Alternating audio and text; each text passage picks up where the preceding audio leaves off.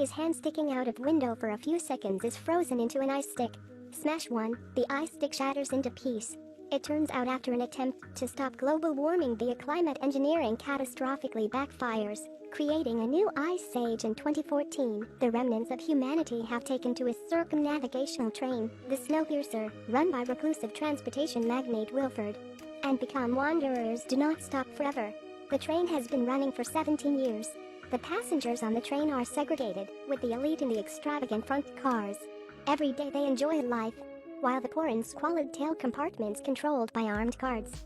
Every day they have to eat jelly-like foods that haven't changed for 17 years. The poor want to protest because of a simple reason. I want to eat steak, chicken. But as long as they speak, the soldiers reward them with a blow. Moreover, they often send people to rob children. Those who do not obey, they will force their hands out to form ice and then chop it down for punishment. If it were you, could you stand it? Among the poor, there is a leader named Curtis. He's gathering a lot of iron barrels, preparing to rebellion. That day, during the regular inspection of the soldiers, he storms to steal a gun and points the gun at his head and then pulls the trigger. As he guesses, the soldiers' guns are out of ammo. So the poor unite, use the iron box to break the door to move forward. They quickly defeat many soldiers and win the first victory. After that, they go to the prison. They save the key-breaker, Minsu. He knows how to open the doors of the cars ahead. Minsu takes out the only cigarette pack left on Earth. Everyone around looks at him enviously. He smokes a cigarette, emitting excess smoke. Everyone gathers to enjoy that excess smoke. Minsu and Curtis save Yona, who has miraculous powers. She can sense whether the next car is occupied or not. Minsu is in charge of opening the door. They proceed to the next car. They look out the window. Outside is still cold world. They continue to attack the next car. After predicting, Yona says the next car has only one person. As expected, there is only one person. After opening the door, this is the food production compartment for them. Curtis curiously climbs into the production machine to see the ingredients. Unexpectedly, for 17 years, the jelly they eat is made from cockroaches. Although it is high in protein, it makes people feel nauseous. The poor are still fighting for the jellies. Curtis tells his friend not to reveal the truth. They continue on to the next car. When Minsu is about to open the door, Yona senses danger, so shouts, "Don't open the door." But Minsu pressed the button. As the door opens, they find a crowd of people holding axes and hoods. They are strong, but why do they have to cover their eyes? Do they have special powers? Obeying Mason's orders, they put on their glasses. Then the lights are turned off. Yona says the tunnel is ahead. The train enters the dark tunnel. The poor cannot resist. Each one is killed. At a moment of desperation, Curtis suddenly remembers Minsu's lighter. He shouts, "We need fire." The boy immediately lights the fire. They burst with torches. Curtis catches Mason. The train goes out of the tunnel. Both sides suffer losses. Curtis's best friend died. Curtis is deeply miserable, carries Mason and continues to move forward. After that, they seem to see a beautiful society. It is full of fruit trees here, and all kinds of marine life. They enjoy salmon sushi. They let Mason taste the cockroach jelly. They go to the next car. Chicken, goat, beef, specialties are all here. They have eaten the cockroach for 17 years, but don't know the food here is so rich.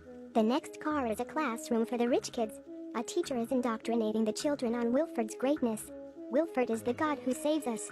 Then, a bald man pushes a cart with eggs to distribute to everyone, including the poor. As the poor are appreciating, the bald guy takes out a gun. The gentle teacher also takes out the gun. Curtis and his teammates beat down the teacher.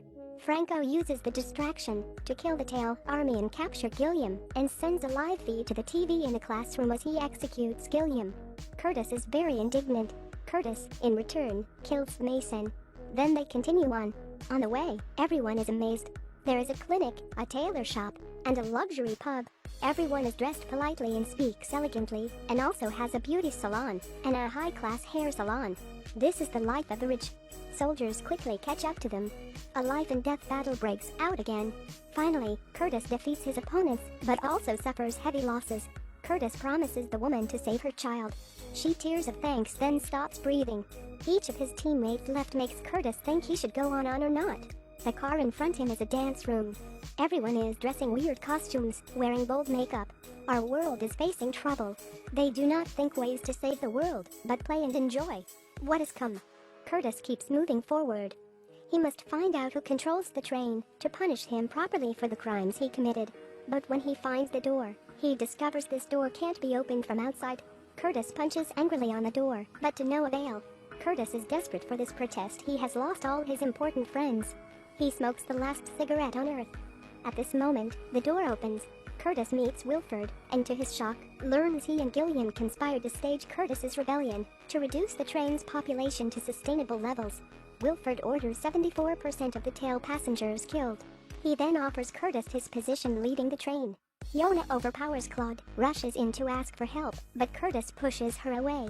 Could Curtis have changed? At that time, Yona pulls open a floorboard to reveal children from the tail section, working the engine as slaves.